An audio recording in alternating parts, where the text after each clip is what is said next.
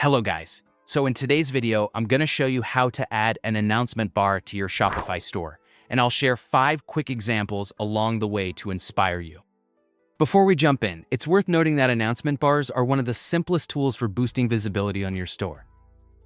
They work especially well for highlighting limited time offers, seasonal deals, or important updates customers should see as soon as they land on your homepage.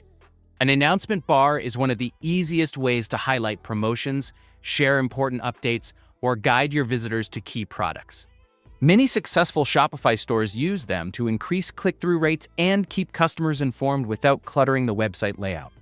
It's a beginner-friendly feature, and it can directly increase conversions. Let's get started. First, log into your Shopify dashboard. On the left-hand menu, click Online Store.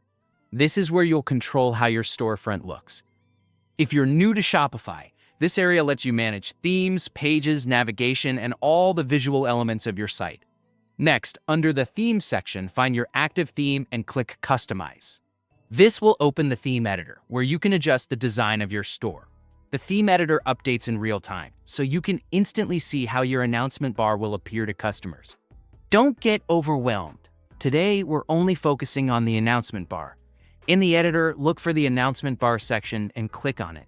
This opens up your customization options. Depending on your theme, you may have additional features like color changes, animation, or multiple rotating messages. You'll see a default message already there. Click it to edit. Now, type something attention-grabbing like free shipping on orders over $50, flash sale 30% off today only, new arrivals just dropped, buy one get one free, holiday sale ends someday.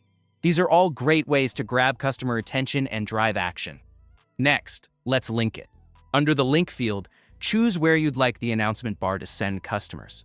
For example, you could connect it to a specific product page, a collection, or even a special promotion page. This way, when visitors click the bar, they'll land exactly where you want them.